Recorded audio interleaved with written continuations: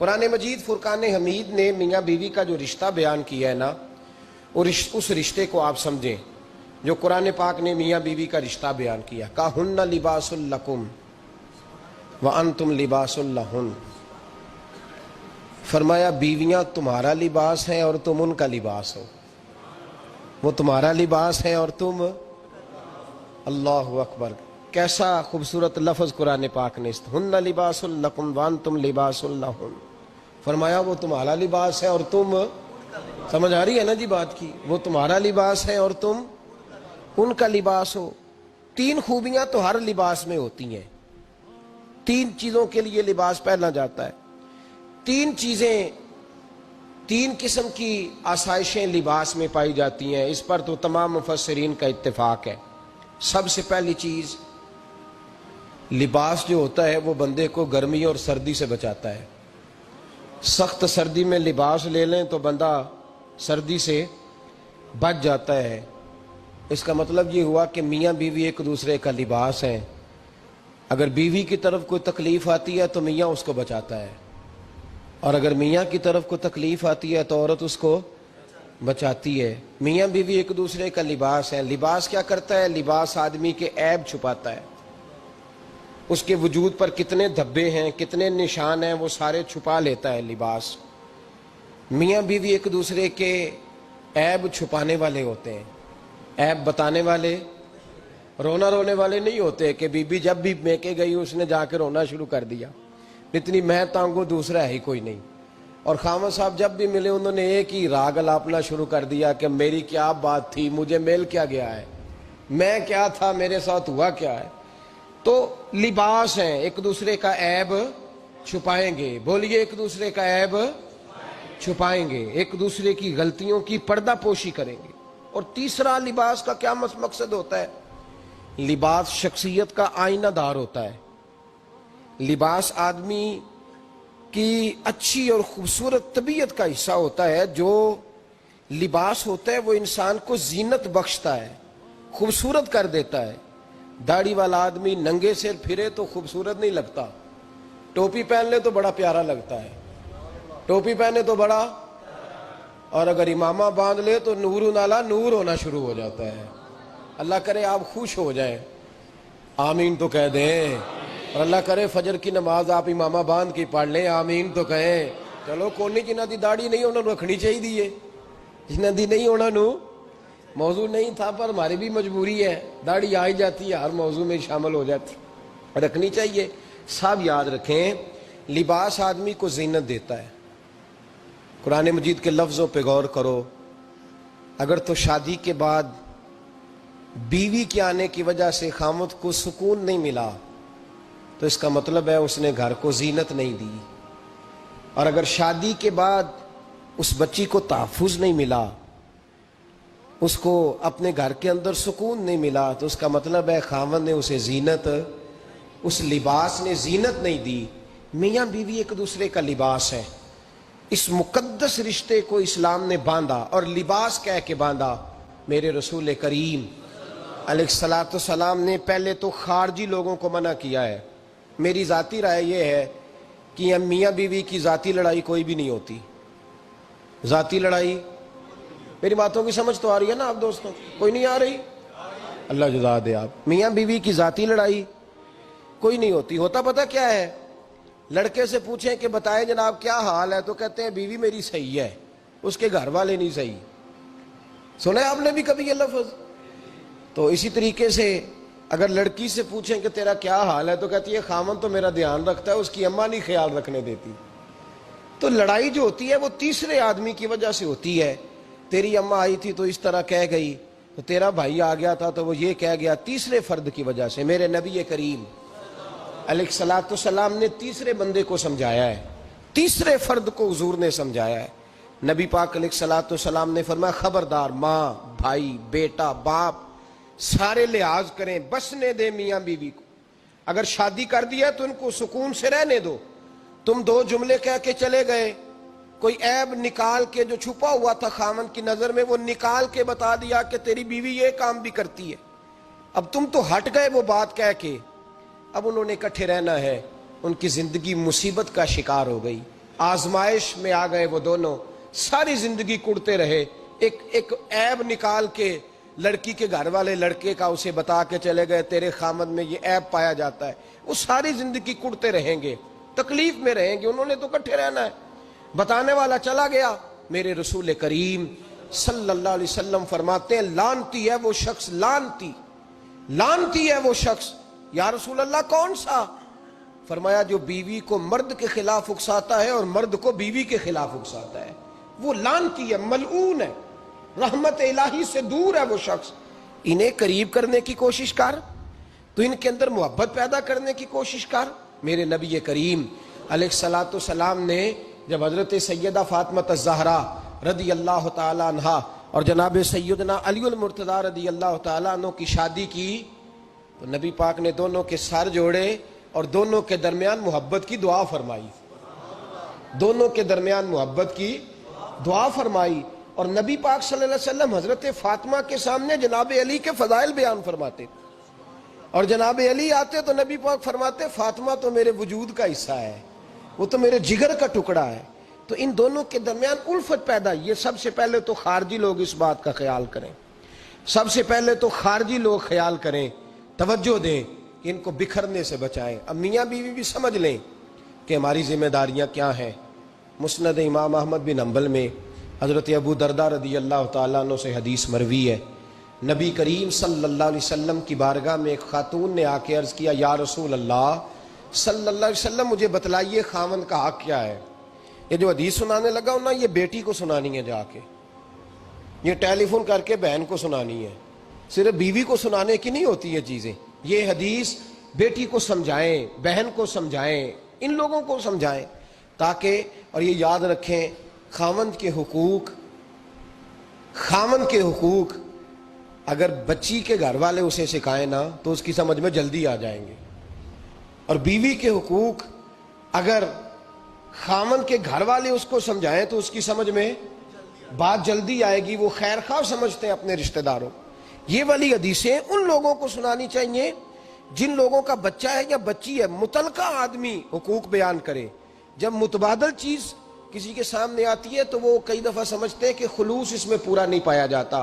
حضرت ابو درداء رضی اللہ تعالیٰ عنہ فرماتے ہیں ایک خاتون حضور کی بارگاہ میں آئی، عرض کرنے لگی یا رسول اللہ صلی اللہ علیہ وسلم میں نکاح کرنا چاہتی ہوں، شادی کرنا چاہتی ہوں، مجھے بتلائیے خاوند کا حق کیا ہے، اگر تو میں ادا کر سکتی ہوں تو میں نکاح کروں، ورنہ میں اس کام سے بچوں۔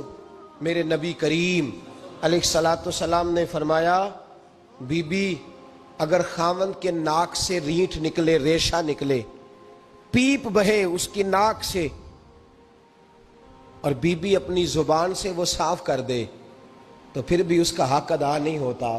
حضرت ابو درداء کہتے ہیں آنکھ کھول کے اس عورت نے دیکھا تو میرے نبی پاک نے اگلے جملے ارشاد فرمائے، حضور نے فرمایا تو ان باتوں میں حیرت کر رہی ہے، میں اگر خدا کے علاوہ کسی کو سجدے کا حکم دیتا تو میں عورت کو کہتا اپنے خاوند کو سجدہ کرے، میں اس کو کہتا یہ کام کرے۔ میرے رسول کریم علیہ الصلوۃ والسلام نے حقوق کا تعین فرمایا، حقوق کا تعین فرمایا، اور نبی کریم صلی اللہ علیہ وسلم نے فرمایا جو عورت اس حال میں مر گئی، اس حال میں دنیا سے گئی کہ اس کا خاوند اس سے راضی تھا، اس کا شوہر اس سے راضی تھا، اس کا گھر والا اس سے مطمئن تھا، تو میرے نبی پاک فرماتے ہیں جب دنیا سے جائے گی تو رب کریم جنت کا دروازہ کھول کے فوراً ہی جنت میں داخل فرما دے گا، اس کو بغیر روک ٹوک جنت دے دی جائے گی۔ شرط یہ ہے کہ وہ جب دنیا سے جائے تو اس حال میں جائے کہ اس کا خامد اس سے شکوے نہ کرتی پھرے، شکایتیں نہ کرتی پھرے، شکایتیں نہ کرے۔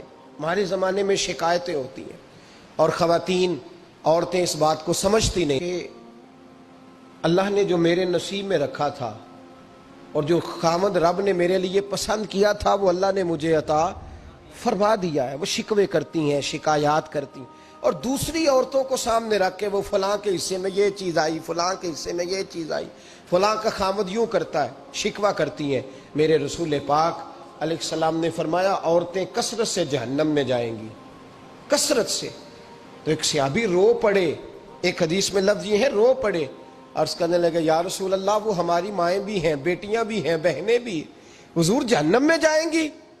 नबी पाक सल्लल्लाहु अलैहि वसल्लम ने फरमाया एक तो वो ऐब जोई करती हैं, गीबतें करती हैं, दूसरा रब का शुक्र अदा नहीं करती, और तीसरा फरमाया अपने खामन का भी शुक्रिया अदा नहीं करती, बात बात पे नाशुक्री करती हैं, बात बात पे नाशुक्री करती, इस सबब से जहन्नम में जाएंगे। औरत के हुकूक का तायुन फरमाया, और साथ ही मेरे रसूल पाक अलैहिस्सलाम ने मर्द की तरफ तवज्जो फरमाई, और क्या खूबसूरत लफ्ज़ इरशाद फरमाए, फरमाया तुम में हर आदमी अपने आप को अच्छा समझता और अच्छा कहता है, हर आदमी कहता है, लेकिन कोई अगर मुझे आके पूछेगा कि महबूब आपकी उम्मत में अच्छा कौन है, तो हुजूर फरमाते हैं मैं उसे अच्छा समझूंगा जो अपने घर वालों के हक में अच्छा है, जो अपनी बीवी खैरुकुम लिअहले, तुम में से बेहतरीन वो है जो अपने घर वालों के लिए अच्छा है। और फरमाया जाओ मेरे घर जाके पूछ लो, वाना खैरुकुम लिअहली, मैं तुम सबसे ज्यादा बढ़कर अपने घर वालों के लिए अच्छा हूं।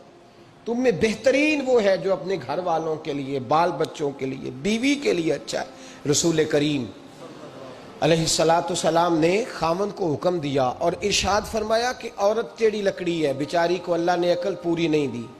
एक बच्चा छोटा होता है, हमें पता होता है कि इसका शऊर पूरा नहीं, अगर कोई गलती करे तो क्या उसे निकाल दिया जाता है घर से? बोले, छोटा बच्चा है, वो कई दफा बड़ा नुकसान कर देता है, आप क्या कहते हैं? उसे मारते हैं, कुल्हाड़ी ले आते हैं उसके लिए? इस तरह करना चाहिए, उसके अब्बे को बुला लेना चाहिए, बेइज्जती करनी चाहिए पंचायत में बिठा के कि ये गलती की है तेरे बच्चे ने। भाई दादा ये काम करता है? बोले ना, क्यों नहीं करता?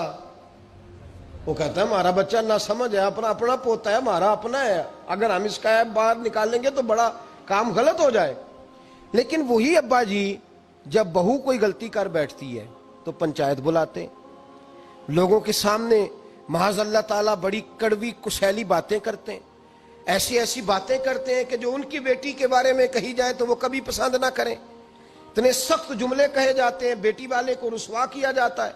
मेरे नबी करीम अलैहिस्सलातु सलाम ने फरमाया ये टेढ़ी लकड़ी है, बेचारी को अल्लाह तबारक व तआला ने अपनी हिकमत के तहत अकल आदि अता फरमाई है। तुम अगर चाहोगे सीधी करना तो ये टूट जाएगी, सीधी नहीं होगी। हुजूर क्या करें? फरमाया इसके साथ गुजारा करो, अल्लाह तुम्हें अजर अता फरमाएगा, इसके साथ वक्त गुजारो, अल्लाह तुम्हें उसका, ये जहन बनाना चाहिए खामन को कि ये, और खामन की जिम्मेदारी है। आला हजरत रहमतुल्लाह अलैह ने फतावा रज़विया की 24वीं जिल्द में बित तफसील लिखा है। आप फरमाते हैं खामन की जिम्मेदारी औरत को कपड़ा फराम करना, रोटी फराम करना, रहने के लिए घर देना, नान नफके का ख्याल करना। और आप फरमाते हैं अगर वो मुतालबा करे तो हफ्ते में एक दिन उसके माँ बाप से मिलाने भी ले जा सकता है। हफ्ते में जी कोई नहीं बोल दे तुसी, हफ्ते च नहीं, ये नहीं सही लफज, हर हफ्ते ऐ सौख है। कदों मिलान करना है? भावें ना बोलो, गल जी सच्ची हो तो सच्ची है। मिलान कदों ले जाना है? अच्छा, अपनी अम्मा नूं रोज मिलता है सवेरे शाम, तो वो कहती मैनू भी अम्मा नूं मिला लिया, तो कहता रोज नहीं जाइदा, तो तू भी ना मिला अपनी अम्मा नूं रोज। भाई देखे ना, आला हजरत फरमाते हफ्ते में एक दफा माँ बाप से बोले। बेटी का प्यार माँ बाप से ज्यादा होता है कि बेटे का? लो तो सारे पता है, यानी तुसी घट कर दे हो ना, ता बेटी का ना लिया जे। सही बात कर रहा हूं? तो जिसका प्यार ज्यादा है उसको रोक दिया, कहते नहीं रोज नहीं जाइदा, साल बाद जाई। बल्कि उनते अल्लाह खैर करे, अल्लाह पाक फजल करे, दमाद साहब की इज्जत ही नहीं ना होती, उसको आंखों पे भी उठाए तो कहते तेरे घर दे मेरी इज्जत नहीं करते। पता नहीं हूं तू इज्जत भाईया केड़ी शह दा नाम रखिया, वो केड़ी है जिहड़ी तेनू चाहिदी है, अल्लाह ही बेहतर जानता है। इज्जत नहीं करते तो लिहाजा मेरा प्रोटोकॉल नहीं, फूल लेके खड़े नहीं होते गली में, वो बाहर नहीं निकलते, वो इश्तिहार नहीं छापते कि दामाद साहब आ रहे हैं। और वैसे भी मैं कहाँ जाऊँ, मतलब ये कि चिप्स भी नहीं है, उन्होंने संगे मार्बर भी नहीं लगवाया हुआ, तो मैं कैसे जाऊँ, मेरी शान के खिलाफ। आला हज़रत फरमाते हर हफ्ते वो बेटी जो है, तो बेटियां बेटियां होती हैं। और ये तो उस दिन पता चलता है ना जब अपनी बेटी बंदा डोली में डालता है, फिर पता चलता है कि दिल करता है हर हफ्ते उसको मिलने को, दिल करता है कि वो आए, चेहरा दिखाए, एक दफा मिल जाए, हर हफ्ते उसको मिलवाने लेके जाए, उसकी गलतियां माफ करे, उसके ऐबों पे पर्दा डाले, उसकी कोताहियों का ख्याल करे, उससे दरगुजर करे।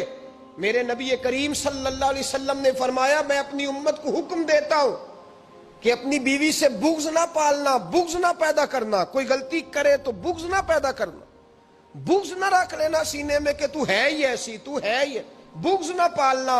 اور کیا خوبصورت لفظ ہیں حضرت خدیجہ الکبریٰ کے سرتاج کے، اور کیا لفظ ہیں جناب سیدہ آمنہ کے لال کے۔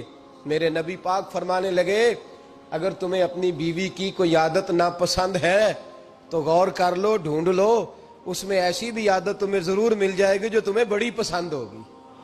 ڈھونڈ لو، غور کر لو، مل جائے گی، کوئی ایسی بھی مل جائے گی جو تمہیں بڑی پسند ہوگی، وہ بھی تمہیں مل جائے گی۔ ڈھونڈو تو صحیح، تلاش تو کرو، بغض کی اینک نہ لگانا، بغض کی اینک لگا کے دیکھو گے تو کچھ نہیں ملے گا۔ نبی رحمت سید عالم صلی اللہ علیہ وسلم، پہلی بات یہ ہے کہ اللہ کے حبیب نے تعین فرمایا، اور پھر عملی طور پر حضور نے وہ چیزیں کر کے دکھائیں